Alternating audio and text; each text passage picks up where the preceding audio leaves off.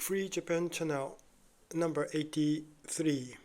Today, June 27th, Friday. The time is 8 p.m.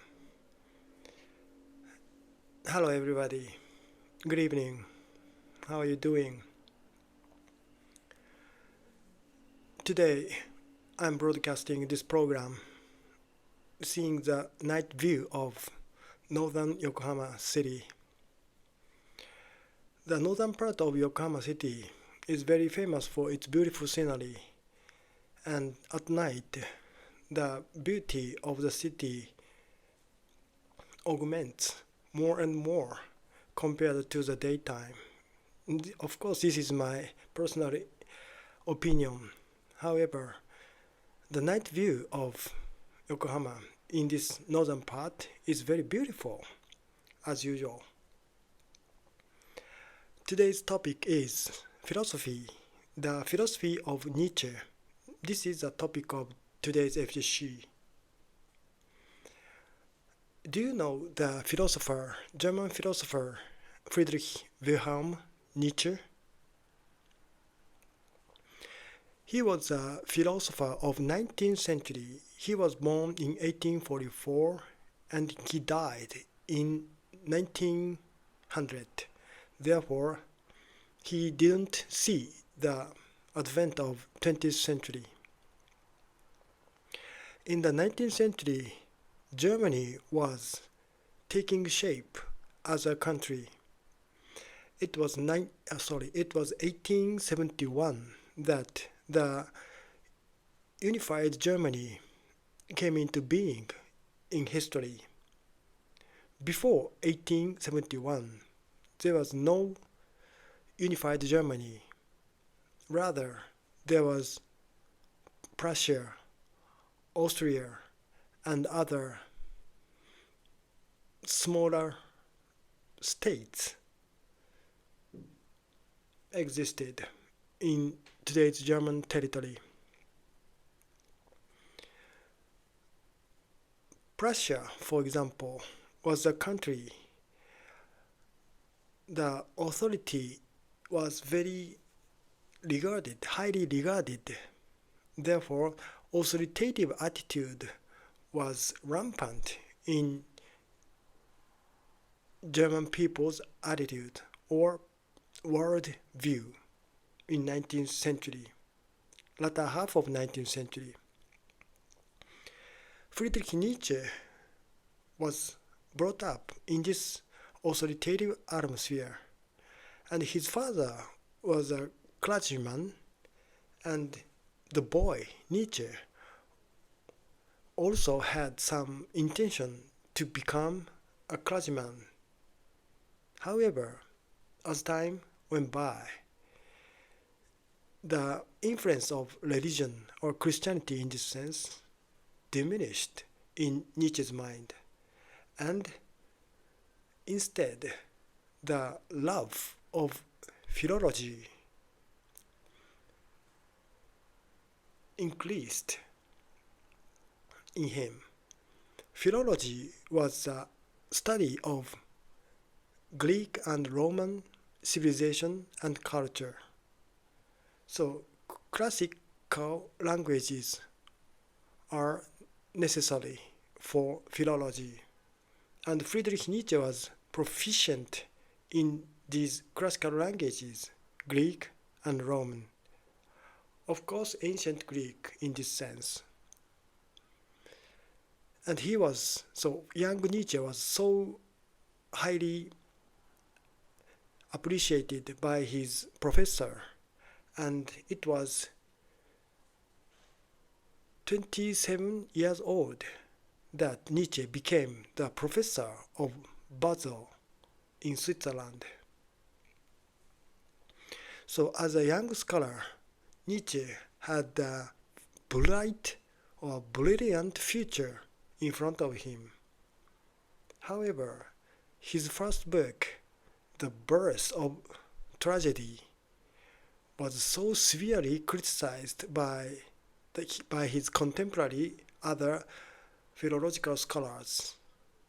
Nietzsche argued that Apollon and Dionysus, these two factors are conflicting in ancient Greek theaters, and music belongs to Dionysus, the darker factor, and other main plot belong to Apollon part, so brighter or intelligent part.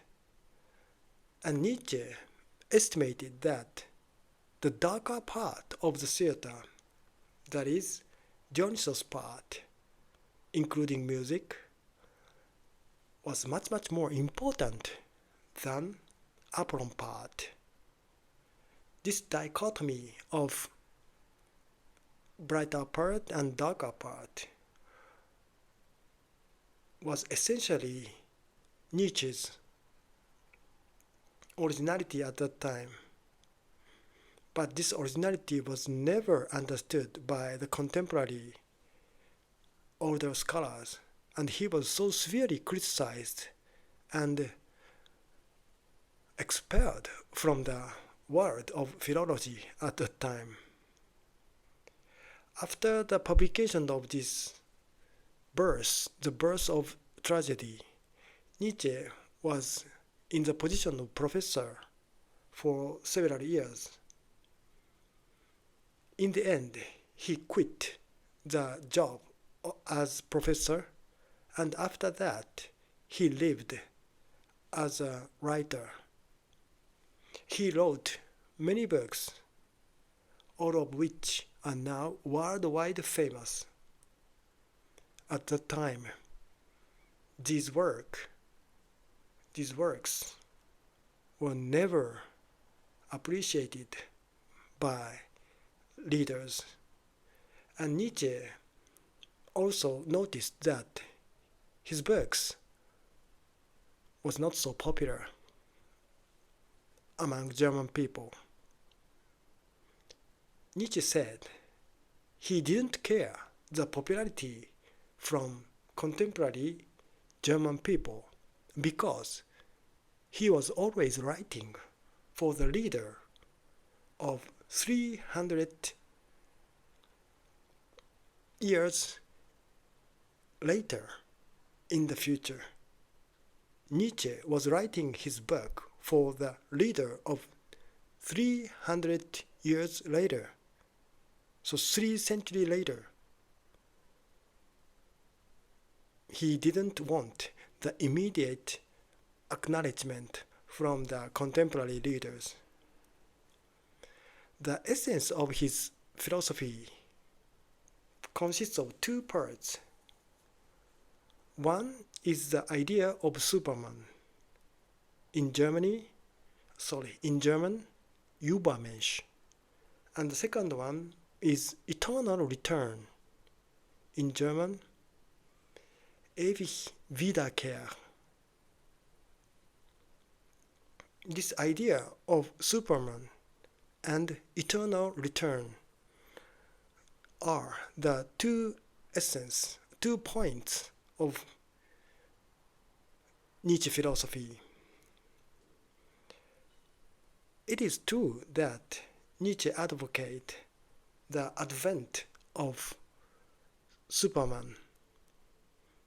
However, this Superman is not somebody who are totally different from us, ordinary people.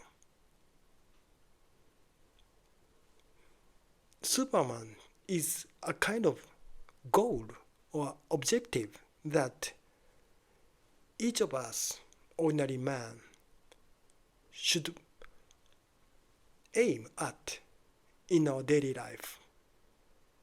Therefore, 1 step, 2 steps, 3 steps, this accumulation of effort and constant steps will eventually lead to some kind of Superman in the future. Therefore, Nietzsche demands that every leader of Nietzsche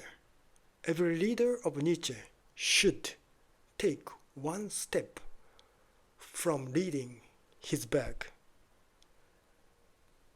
And the second essence of Nietzsche philosophy is eternal return. What is the meaning of eternal return? Time. Time always comes back. Totally the same. Therefore, this time should be at the pinnacle, at the zenith, at the highest point. Therefore, it should not be changed anymore. The highest, the noblest, the most significant time always comes back as it is, not differently.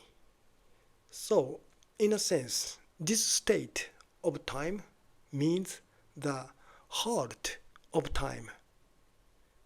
Time doesn't flow. Instead, the same time always comes back. It is very difficult to explain this Nietzsche philosophy. However, this is the essence of eternal return of Nietzsche philosophy. He also employed the word ressentiment. This is a French word, resentment in modern English. This resentment means ordinary people at that time, so Christians in Germany, always held the belief that they should go to heaven after the death. And the Bible teaches us that the poor people in this world are celebrated because the next world in the heaven, the poorest people or poorer people can flourish there. This Bible teaching means that the failure, poverty in this world becomes the source of happiness and enjoyment in the heaven. In the opposite way, success and wealth of this world means the lower part of next world. Jesus Christ surely said that it was very, very difficult for the wealthy man to go to heaven. This was a famous part of the Bible, wasn't it? Nietzsche said that this change of worldview, this world and next world, this is a source of resentment in Christian world, according to Nietzsche. The disadvantageous people placate themselves